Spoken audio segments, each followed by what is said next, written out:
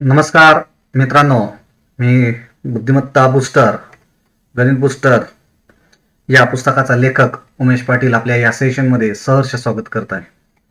मित्रांनो, आज आपण जो विषय पाहणार आहोत तो विषय आहे विज्ञान. आणि या विज्ञान विषयावर मी काही व्हिडिओज अगोदर टाकलेले आहेत, ज्या बेसिक गोष्टी त्याच्यामध्ये दिलेल्या आहेत. त्या बेसिक गोष्टीचं व्हिडिओज तुम्ही पहा, म्हणजे आजचं जे सेशन आहे ते अजून चांगल्या प्रकारे तुम्हाला समजेल. तर मी बूस्टर ऑफ एज्युकेअर या चॅनलमध्ये तुमचं सहर्ष स्वागत करत आहे. आज जो आपण चॅप्टर पाहणार आहोत तो चॅप्टर जर पाहायला गेला तर पोलीस भरती किंवा MPSC, MPSC, पोलीस भरती किंवा UPSC किंवा आर्मी, ह्या सर्व जवळपास नाही म्हणलं तरी आपल्याला माहिती आहे की 65 पेक्षा जास्त विभाग आहेत महाराष्ट्रामध्ये, ज्याच्यामध्ये विज्ञान हा विषय आपल्याला बघायला भेटतो.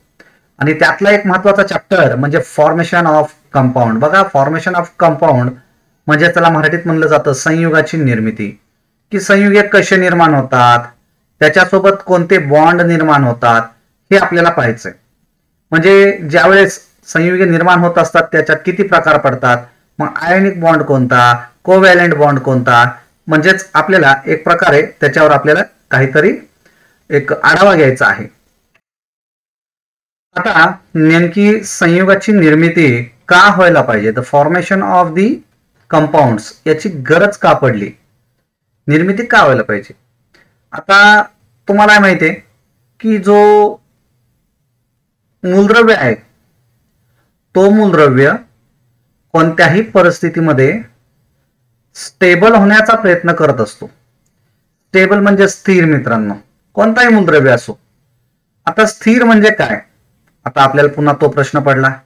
स्थिर होणे म्हणजे कोणत्याही रासायनिक अभिक्रियेत भाग न घेण्याची भूमिका, म्हणजेच तो स्थिर झालेला आहे, भाग न घेणे. आता भाग का घेणार नाही, कारण की त्याच्या शेवटच्या कक्षेत, शेवटची जी कक्षा असेल त्या शेवटची कक्षा ही पूर्णपणे भरलेली असेल, किंवा विज्ञानाच्या भाषेत जर सांगायचं झालं तर इथं त्याचं अष्टक कंप्लीट झालेलं असणार आहे मित्रांनो. काय कंप्लीट झालेलं आहे, अष्टक किंवा द्विक कंप्लीट झाले, ऑक्टेट किंवा डुप्लेट. म्हणजे ह्या पोझिशन मध्ये जर एखादा मूलद्रव्याचा अणू असेल तर त्याला राजवायू असं म्हटलं जातं. नॅचरली जर ह्याच पोझिशन मध्ये असेल, अष्टक कंप्लीट असेल किंवा द्विक कंप्लीट असेल, त्याला राजवायू म्हटलं जातं, त्याला नोबेल गॅसेस म्हटलं जातं, हे लक्षात घ्या, किंवा झिरो ग्रुप एलिमेंट म्हटलं जातं. मग आता हे स्थिर आहेत याचा अर्थ काय, म्हणजे उदाहरण जर द्यायचं असेल कोणते कोणते स्थिर असू शकतात, तर हेलियम स्थिर आहे, निऑन स्थिर आहे, ॲर्गॉन स्थिर आहे. का, कारण की शेवटच्या कक्षेत, हेलियमच्या शेवटच्या कक्षेमध्ये 2 इलेक्ट्रॉन, निऑनच्या शेवटच्या कक्षेमध्ये 8 इलेक्ट्रॉन, 8 इलेक्ट्रॉन. आणि जेव्हा शेवटच्या कक्षेत 2 किंवा 8 इलेक्ट्रॉन असतात तेव्हा तो मूलद्रव्य स्थिर असतो असं म्हटलं जातं, हे लक्षात ठेवा. आता हे स्थिर आहे, पण जे अस्थिर आहेत, जे स्टेबल नाही, त्यांचं काय मग, तर ते स्टेबल होण्यासाठी रासायनिक अभिक्रियेत भाग घेतात. म्हणजे नेमकं काय, आता उदाहरण देऊन तुम्हाला समजून सांगतो, ठीक आहे. आता बघा, अस्थिर विचारलेला आहे, अस्थिर, ठीक आहे. आता अस्थिर हा जो मूलद्रव्य आहे, उदाहरणार्थ सोडियम, ठीक आहे, सोडियम. आता सोडियमचा जर अणुअंक पाहिला 11 आहे, म्हणजे 2, 8, 1 हे इलेक्ट्रॉनिक कॉन्फिगरेशन बनतं. आता हा अस्थिर आहे, म्हणजेच काय, शेवटच्या कक्षेमध्ये 1 इलेक्ट्रॉन आहे. मग हा काय करणार की शेवटच्या कक्षेमध्ये 8 इलेक्ट्रॉन आणण्यासाठी एक तर दुसरीकडून इलेक्ट्रॉन घेणार किंवा हा इलेक्ट्रॉन दुसऱ्याला देणार. आता दुसरं मूलद्रव्य बघू, क्लोरीन. क्लोरीनचा अणुअंक आहे 17, ठीक आहे. आता उदाहरणार्थ त्याचं इलेक्ट्रॉनिक कॉन्फिगरेशन बघितलं तर 2, 8 आणि 7. आता इथं बघा, एक सोडियमकडे आहे, क्लोरीनकडे 7 आहेत. मग आता क्लोरीन हा इलेक्ट्रॉन 7 हे सोडियमला देईल का, तर त्याचं उत्तर आहे नाही. त्याचं कारण असं मित्रांनो, जर 7 इलेक्ट्रॉन जर क्लोरीन कडून सोडियम कडे गेले तर जास्त एनर्जी लागेल, मोर एनर्जी, तिथे एनर्जी जास्त खर्च पडेल. म्हणून काय बघितलं जातं नॉर्मली, हे बघितलं जातं की बा साथ न देता इलेक्ट्रॉन हा एक इलेक्ट्रॉन क्लोरीनला देणार, म्हणजेच याचं इलेक्ट्रॉनिक कॉन्फिगरेशन 2 आणि 8 आणि याचं इलेक्ट्रॉनिक कॉन्फिगरेशन 2, 8 आणि 8. आता पाहायला गेलं तर दोन्ही स्टेबल झाले, पण ह्या परिस्थितीमध्ये ही कंडिशन प्राप्त करत असताना इथं काय घडलं, सोडियम हा क्लोरीन सोबत निघून गेला आणि बनलं सोडियम क्लोराईड, म्हणजेच याला म्हणणार मीठ आपल्या भाषेमध्ये. आता एक लक्षात ठेवा मित्रांनो, मीठ जर आपण विचार करत आहोत तर मीठ हे जे आहे हे रोजच्या खाण्यात येतंय. मग पुढचा असा प्रश्न आहे माझा तुम्हाला की जर रासायनिक अभिक्रियेच्या अगोदर जो काही मूलद्रव्य असेल तो मूलद्रव्याचे जे प्रॉपर्टीज किंवा गुणधर्म असतील तेच गुणधर्म संयुग बनल्यानंतर राहतात का, म्हणजेच संयुग जसं सोडियम क्लोराईड झाला किंवा हायड्रोक्लोरिक ऍसिड झालं त्यावेळेस ते जे पहिले गुणधर्म होते ते गुणधर्म आता राहतात का, तर उत्तर आहे नाही. का, सेम गुणधर्म राहणार नाही, गुणधर्म पूर्णपणे बदलतात, त्याच्या प्रॉपर्टीज बदलतात. त्याचं उदाहरण म्हणजे आता तुमच्या समोरच आहे ते सांगतो. आता बघा याच्यामध्ये जर पाहायला गेलं, मी आत्ताच उदाहरण सांगितल्याप्रमाणे सोडियम आणि क्लोरीन. आता समजा उदाहरणार्थ सोडियम जर पाहिला किंवा क्लोरीन जर घेतला तर क्लोरीन हा मूलद्रव्य जो आहे ना तो असतो विषारी. जर एकटा क्लोरीन जर घेतला तर तो असतो विषारी, परंतु तसंच सोडियमला जर बघितलं तर तो हातात धरता येणार नाही अशा पद्धतीने, किंवा त्याला दोघांचं कॉम्बिनेशन जर केलं तर मग रासायनिक अभिक्रिया घडून आणली तर मग तयार होतो सोडियम क्लोराईड. बघा मी काय सांगतोय, क्लोरीन हा विषारी आहे एकटा असताना, ठीक आहे, परंतु तो जर सोडियम सोबत निघून गेला आणि काय तयार केलं, सोडियम क्लोराईड तयार केलं तर आपल्याला काय भेटतंय, मीठ भेटतंय. याचाच अर्थ काय झाला, इथं क्लोरीन विषारी आहे पण सोडियम क्लोराईड म्हणजे मीठ आपण रोजच्या जेवणामध्ये आपण वापरतो, याचाच अर्थ पूर्णपणे त्याच्या प्रॉपर्टीज बदलल्या, रोजच्या जेवणामध्ये वापरतो.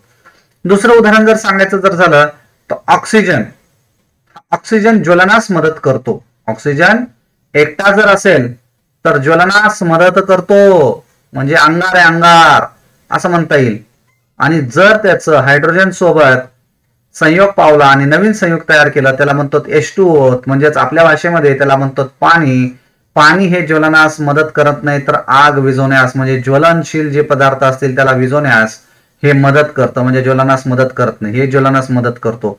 म्हणजे जेव्हा एकटा ऑक्सिजन होता त्यावेळेस ज्वलनास मदत करत होता, परंतु जेव्हा संयुग बनला म्हणजेच काय झालेलं आहे, पाणी हे तयार झालेलं आहे आणि पाणी हे ज्वलनास मदत करत नाही, उलट विझवण्यास मदत करते. म्हणजे व्यावहारिक भाषेत जर सांगायचं झालं थोडं गमतीशीर आहे, म्हणजे ऑक्सिजन याचं लग्न व्हायच्या अगोदर तो अंगार होता अंगार, पण लग्न झाल्यानंतर म्हणजे तो संयोग बनल्यानंतर तो ज्वलनाला मदत करत नाही, म्हणजे भंगार झाला भंगार असं म्हणता येईल. ठीक आहे, हरकत नाही, जोक्स पार्ट. पण या पद्धतीनं आपल्याला संयोगाची निर्मिती कशी होते हे म्हणण्यापेक्षा का होते सर्वात पहिले ते समजून घेतलं. कशी होते ते पण एक उदाहरण देऊन सांगितलेलं आहे. आता पुढे सरकूया आपण की कशा पद्धतीनं किती प्रकार पडतात. ठीक आहे, आता बघा किती प्रकार पडतात त्याच्यावर जर जायचं असेल, बघा मित्रांनो संयोगाची निर्मिती दोन प्रकारे होते. पहिला प्रकार आहे मित्रांनो इलेक्ट्रॉनची देवाणघेवाण करून, ठीक आहे, इलेक्ट्रॉनची देवाणघेवाण करून. आणि दुसरा प्रकार आहे इलेक्ट्रॉनची शेअरिंग करून, म्हणजे भागीदारी म्हणूया आपण त्याला. ठीक आहे, इलेक्ट्रॉनची भागीदारी करून. आता बघा ज्यावेळेस इलेक्ट्रॉनची देवाणघेवाण होते म्हणजेच तिथं मी आता सांगितल्याप्रमाणे सोडियम आणि क्लोरीनचं उदाहरण पाहिलं. याचा अर्थ सोडियमनं एक इलेक्ट्रॉन दिला क्लोरीनला आणि काय तयार केलं, सोडियम क्लोराईड. म्हणजे पुन्हा एकदा इलेक्ट्रॉनिक कॉन्फिगरेशन दाखवतो, 2 8 1 2 8 आणि 7 हा एक इलेक्ट्रॉन इकडे दिल्या. त्याच्यामुळे काय झालं, सोडियमवर प्लस प्रभार निर्माण झाला. म्हणजे बघा मी तुम्हाला मागच्या लेक्चरमध्ये सांगितलं असणार आहे, त्याच्यामध्ये सांगितलेलं असतं की इलेक्ट्रॉनची संख्या जेवढी असते तेवढीच प्रोटॉनची संख्या जास्त असते, तेवढीच प्रोटॉनची संख्या असते, बरोबर आहे. आता इथं जर पाहायला गेलं जेवढे इलेक्ट्रॉन होते म्हणजे 2 8 10 आणि 1 11 म्हणजे 11 इलेक्ट्रॉन होते आणि इथं 17 इलेक्ट्रॉन होते, बरोबर आहे. आता या 11 पैकी एक इलेक्ट्रॉन निघून गेला, राहिले 10च. आणि प्रोटॉन जसं तसे राहिले 11, म्हणजे एक प्रोटॉन जास्त आहे म्हणून इथं प्लस प्रभार दिलेला आहे, कारण प्रोटॉनवर प्लस प्रभार असतो. ठीक आहे, आणि इथं जर पाहायला गेलं 17 इलेक्ट्रॉन होते त्यास प्लस 1 इलेक्ट्रॉन आला म्हणजे 18 इलेक्ट्रॉन झाले. म्हणजे प्रोटॉन 17च आहेत, इलेक्ट्रॉन 18 आहेत. म्हणजेच काय झालं, एक निगेटिव्ह चार्ज, एक 18 निगेटिव्ह चार्ज जास्त आहे, म्हणून आपण दाखवताना क्लोरीन मायनस दाखवतो. म्हणजे याचा अर्थ काय झालाय, इलेक्ट्रॉनच्या देवाणघेवाणीमध्ये एक इलेक्ट्रॉन दिला गेला, एक इलेक्ट्रॉन घेतला गेला, किंवा 2 इलेक्ट्रॉन दिले जातील, 2 इलेक्ट्रॉन घेतले जातील. जसं तुमच्या कंपाऊंड वरचं किंवा त्या मूलद्रव्याचं कॉन्फिगरेशन आहे, त्या कॉन्फिगरेशन नुसार आपण उत्तर देऊ शकतो. हे झालं इलेक्ट्रॉनची देवाणघेवाण. पण इलेक्ट्रॉनची देवाणघेवाण करत असताना आयन्सची निर्मिती होते, लक्षात ठेवा. आयनची निर्मिती तयार होते इथं, ठीक आहे. म्हणजे इथं पॉझिटिव्ह आयन, इथं निगेटिव्ह आयन्स, हे आयन्स तयार होतात. पण इलेक्ट्रॉनची शेअरिंग करत असताना आता बघा काही ठिकाणी, आता अजून एक मुद्दा सांगून देतो इथेच, ठीक आहे. इलेक्ट्रॉनची शेअरिंग म्हणण्यापेक्षा सुरुवात पहिले 1 मिनिट. आता बघा इथे देवाणघेवाण करत असताना देवाणघेवाण ही धातू आणि अधातू मध्येच होते, हे लक्षात ठेवा. धातू आणि अधातू मध्ये. परंतु इलेक्ट्रॉनची शेअरिंग फक्त अधातू मध्ये होते, हे लक्षात ठेवा. आता शेअरिंग करणे म्हणजे काय, इलेक्ट्रॉन द्यायचा पण नाही, इलेक्ट्रॉन घ्यायचा पण नाही. म्हणजेच काय झालेलं आहे, अधातू मध्येच होणार आहे, हे लक्षात घ्या. आता उदाहरणार्थ मिथेनचं घेऊया आपण, CH4, ठीक आहे. CH4 किंवा CH4 म्हणण्यापेक्षा H2U, म्हणजे सोपं जाईल तुम्हाला समजून घ्यायला. अजून एक H2. आता हायड्रोजनचा एक इलेक्ट्रॉन आहे, दुसऱ्या हायड्रोजनचा एक इलेक्ट्रॉन आहे. हा एक इलेक्ट्रॉन याला देणार नाही, आपण याला देणार नाही. पण ते काय म्हणतात की बाबा दोघांचं जर भागवायचं जर असेल तर आपण शेअरिंग करू. म्हणजे हा 2 इलेक्ट्रॉन घेतो, त्याचा पण घेतो वापरायला. म्हणजे ह्या हायड्रोजनसाठी 2 इलेक्ट्रॉन झाले, परंतु या हायड्रोजनसाठी पण 2 इलेक्ट्रॉन व्हायला पाहिजे, म्हणून हा पण काय करतो, त्याच्या ऑर्बिटमध्ये त्याचा इलेक्ट्रॉन घेतो. म्हणजे इथं शेअरिंग झाली आहे. हा एक इलेक्ट्रॉन, हा एक इलेक्ट्रॉन, ठीक आहे. 2 इलेक्ट्रॉन झाले. आणि ह्या 2 इलेक्ट्रॉन असताना यांच्यामध्ये एक बॉन्ड निर्माण होतो. त्या बॉन्डला म्हणलं जातं कोव्हॅलेंट बॉन्ड.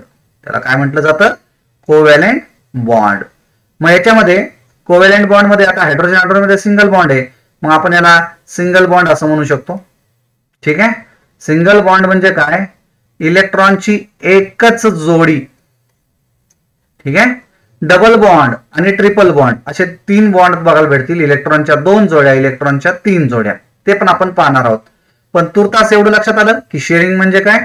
पाहिजे तर अजून एक उदाहरण देतो तुम्हाला मी.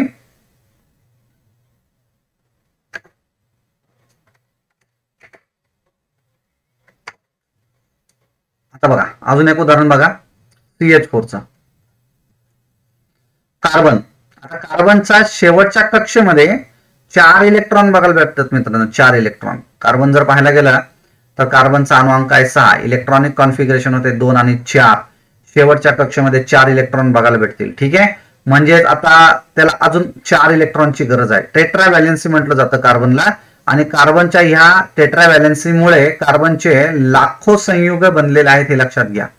लाखो संयुगे. कार्बन असा आहे की सर्वांशी मैत्री करतो, कारण त्याची टेट्रा व्हॅलेन्सी म्हणजे शेवटच्या कक्षेमध्ये 4 इलेक्ट्रॉन आहेत, ठीक आहे. आता काय करतो हा CH4 म्हणजे मिथेन, ठीक आहे. हा कार्बन काय करतो, कार्बन हे करतो की हायड्रोजनचा एक इलेक्ट्रॉन याच्यासोबत एक जोडी बनवतो. म्हणजे काय करतो तो की याची शेअरिंग करायला बघतो. हायड्रोजनला एक इलेक्ट्रॉन कार्बन कडून भेटला तर हायड्रोजनचं कम्प्लिशन झालं, म्हणजे डुप्लेट तयार झाला, हायड्रोजन स्थिर झाला, बरोबर. सेम दुसरा हायड्रोजनचा अणू त्याच्यासोबत पण शेअरिंग करतो एक इलेक्ट्रॉनची. इथं पण हायड्रोजन हा जो आहे याचं पण कम्प्लिशन झालं. सेम तिसऱ्या हायड्रोजन सोबत करतो, इथं पण त्याचं कम्प्लिशन झालं. कुणाचं, डुप्लेटचं, हायड्रोजनचं. पण कार्बनचं होत नाही बघा. कार्बनचं किती झालं बघा. आता कार्बन जर बघायला गेलं तर हा 1, हा 2, हा 3, हा 4, हा 5, हा 6 आणि हा 7 इलेक्ट्रॉन. 7च इलेक्ट्रॉन आहेत. अजून एक इलेक्ट्रॉन पाहिजे आपल्याला, म्हणून काय करतो हा कार्बन अजून हायड्रोजन सोबत त्याची एक शेअरिंग करतो. आणि इथं हायड्रोजनला डुप्लेट कंप्लीट झालं. आणि इथं जर पाहायला गेलं तर ऑक्टेट कंप्लीट झालं, अष्टक कंप्लीट झालं. कुणाचं रे, तर कार्बनचं कंप्लीट झालं. लक्षात यायला लागलंय, कार्बनचं कंप्लीट झालं. मग इथं जर बघायला गेलं तर 1, 2, 3, 4, 5, 6, 7 आणि 8 म्हणजे 8 इलेक्ट्रॉन. कार्बनचे 8 इलेक्ट्रॉन कंप्लीट झाले शेवटच्या कक्षेमध्ये. आणि हायड्रोजनचे प्रत्येकी 2 झाले. आणि अशा करत असताना ही शेअरिंग झाली, म्हणजे यांच्यात सिंगल बॉन्ड निर्माण झाला, यांच्यात पण सिंगल बॉन्ड निर्माण झाला, याच्यात पण सिंगल बॉन्ड आणि याच्यात पण सिंगल बॉन्ड निर्माण झाला. आता आता सिंगल बॉन्ड आहे, पण पुढे आपल्याला बघायचं आहे तो पाय बॉन्ड असेल, सिग्मा बॉन्ड असेल, ते पुढे आपण पुढच्या लेक्चरमध्ये पाहूयात. हळूहळू आपण बेसिक गोष्टी काही क्लिअर करून जाऊ. हे समजलं तुम्हाला सर्वात पहिले की बाबांनो की जे शेअरिंग असते त्या शेअरिंगवर तुमचा कोव्हॅलंट बॉन्ड असतो. ठीक आहे, बघा पुन्हा एकदा त्या मुद्द्यावर येतो. बघा, जो देवाणघेवाण करतो इलेक्ट्रॉनची त्याच्यामुळे आयनिक बॉन्ड तयार होतात. आयन्स तयार होतात म्हणजे आयनिक, याला म्हणतात विद्युत संयुज बंध. ठीक आहे, आयनिक बॉन्ड आयन्स तयार होतात, विद्युत संयुज बंध. आणि याला मराठीत म्हणतात, जे शेअरिंग तयार होतात त्याला म्हणतात कोव्हॅलंट बॉन्ड आणि मराठीत म्हणतात सहसंयोज बंध. हे लक्षात ठेवा. आता हे विद्युत संयोज बंध, सहसंयोज बंध इथपर्यंत आपण क्लिअर झालेला आहे. आता यांचा आपल्याला फरक पाहायचा आहे, याचं अजून डिटेलिंग पाहायची आहे की बाबा या दोघांमध्ये काय फरक असेल, काय फरक नसणार आहे, ती डिटेलिंग एकदा पाहायची आपल्याला. ठीक आहे, तर आता ती डिटेलिंग पाहूयात आपण. बघा मित्रांनो, आता याच्यामध्ये जो डिफरन्स पाहायचा आहे, आयनिक बॉन्ड पासून जे तयार होतात त्याला आयनिक संयुगे म्हणतात, आणि जे सहसंयुज बॉन्ड पासून किंवा शेअरिंग पासून बनतात त्याला सहसंयुज संयुगे म्हणतात. ठीक आहे, इकडे इलेक्ट्रॉनची देवाणघेवाण पहिला मुद्दा. आता त्यातले फरक बघत आहोत. देवाणघेवाण होऊन आयनिक संयुगे म्हणतात. ठीक आहे, पण इकडं शेअरिंग करून म्हणजे आपण त्याला म्हणूया भागीदारी करून सहसंयुज संयुगे म्हणतात. दुसरा मुद्दा लक्षात जर घ्यायचा ठरला तर इथं जर पाहायला गेलं आयनिक बंध मजबूत असतात, यांचे जे बंध तयार होतात. ठीक आहे, समजा सोडियम आणि क्लोरीन मधला जर असेल बंध तर ते कसे असतात, एकदम स्ट्रॉंग असतात, मजबूत असतात, लवकरात लवकर तुटणार नाहीत. पण याच्या उलट जर बघायला गेलं सहसंयुज बंधामध्ये हे कमकुवत असतात, थोडेसे कमकुवत असतात, लवकर तुटण्याची शक्यता असते जे बंध असतात. कारण काय माहितीये का, इथं शेअरिंग झालेली. का बरं? कारण इलेक्ट्रॉन दिलेला नाहीये, इलेक्ट्रॉन घेतलेला नाहीये. या इलेक्ट्रॉन मध्ये काय झालेली आहे, त्यांचा एक पेअरिंग तयार झाली आणि ती एका बंधानं बांधली गेलेली आहे. ती एवढी स्ट्रॉंग नसते जेवढी आयनिक बंध असतात, तेवढ्या स्ट्रॉंग ते सहसंयुज बंध नसतात. पुढचा मुद्दा जर लक्षात घ्यायचा असेल तर आयनिक संयुगांना यांचे जे बंध असतात, यांचे जे बॉन्ड असतात, हे जे बॉन्ड असतात यांचा द्रवणांक किंवा संयुगाचा द्रवणांक आणि उत्कलनांक हा कसा असतो, उत्कलनांक हा कसा असतो, इकडे जर पाहायला गेलं आयनिक संयुगामध्ये हा जास्त असतो, उत्कलनांक आणि द्रवणांक. का? मी आत्ताच बोललो इलेक्ट्रॉनची देवाणघेवाण झाली पूर्णपणे, म्हणजे तिथं स्ट्रॉंग बॉन्ड निर्मिती झाली. आपण अजून डिटेलिंग मध्ये जाणारच आहोत, कारण यांचे जर पाहायला गेलं तर यांचे जे न्यूक्लियस आहेत हे जवळ असतात. दोन ऍटमचे न्यूक्लियस हे जवळ असतात. ठीक आहे, सेम कंडिशन याच्यामध्ये not a same but opposite condition we are looking for the covalent bond और कोव्हॅलंट कंपाऊंड. आता इथं जर पाहायला गेलं तर यांचा द्रवणांक आणि उत्कलनांक हा जास्त नसतो, हा कमी असतो. हे लक्षात घ्या, हा कमी असतो. अजून एक फरक जर पाहायला गेलं, महत्वाचा फरक याच्यामध्ये जर पाहायला गेला तर आपल्याला बघायला भेटतंय की बाबा आयनिक संयुगे ही जी आहेत सामान्यतः पाण्यात विरघळतात. कशात विरघळतात? पाण्यात विरघळतात. कोणते? आयनिक संयुगे, कारण आयन्स आहेत हे लक्षात घ्या, प्लस आणि मायनस आयन्स आहेत. बट याच्या अपोजिट मध्ये जर पाहायला गेलं सहसंयुज संयुगे पाण्यात विरघळत नाही, पाण्यात विरघळत नाही. पण जर पाहायला गेलं तर केरोसिन असेल, केरोसिन, कार्बन डायसल्फाइड, ठीक आहे, मिथिल बेन्झीन, हे जे आहेत यासारख्या सेंद्रिय द्रावणामध्ये ते विरघळतात. हे लक्षात घ्या. पुन्हा एकदा सांगतो मी, केरोसिन एक, त्यानंतर कार्बन डायसल्फाइड दोन, किंवा मिथिल बेन्झीन, ह्या प्रकारचे जे संयुगे आहेत, संयुगे म्हणण्यापेक्षा आपल्याला सेंद्रिय द्रावण म्हणू आपण, सेंद्रिय द्रावणामध्ये हे विरघळतात. हे लक्षात घ्या.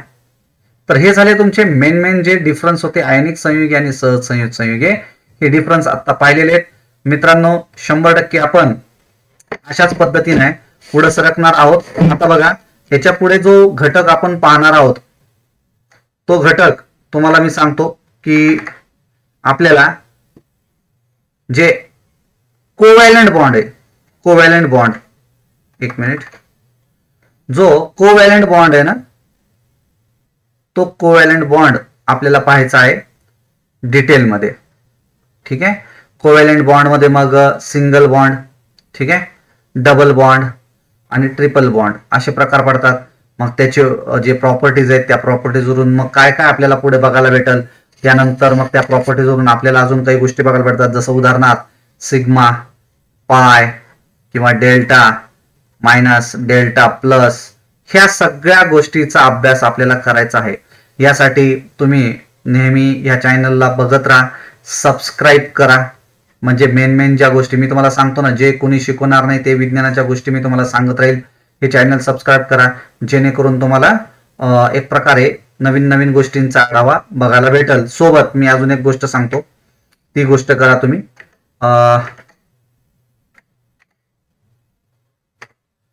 बघा, एक माझं चॅनल आहेच आहे, पण एक ऍप आहे. तुम्ही त्या ऍप प्ले स्टोअर वर जाऊन डाउनलोड करू शकतात.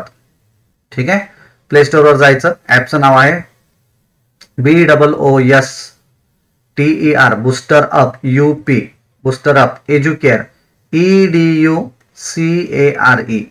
Booster up Educare. ठीक आहे, हे ऍप डाउनलोड करा. त्याच्यामध्ये मग तुम्हाला स्टोअर पण भेटेल. त्या स्टोअर मध्ये वेगवेगळे काही घटक भेटतील. जर तुम्हाला विज्ञानची बॅच लावायची जर असेल तर ह्या नंबरवर तुम्ही मला मेसेज करा 8275237849. ठीक आहे, ह्या बॅच मध्ये तुम्हाला ह्या नंबरवर तुम्ही मला कॉल करा, मी तुम्हाला बॅच मध्ये ऍड करेल. म्हणजे तुम्हाला दररोज किंवा वेळोवेळी नवनवीन व्हिडिओ जे आहेत विज्ञानाचे अजून डिटेलिंग मध्ये बघायला भेटतील. ठीक आहे, कारण हे जे विद्यार्थी मित्रांनो हे लक्षात घ्या, मी जे विज्ञान घेत आहे ते MPSCच्या दृष्टीने फार महत्वाचं ठरणार आहे, हे पण लक्षात ठेवा. ठीक आहे, तोपर्यंत आपण इथं थांबूयात. पुढच्या लेक्चरमध्ये पुढच्या घटकामध्ये मी तुम्हाला भेटेल. तोपर्यंत धन्यवाद.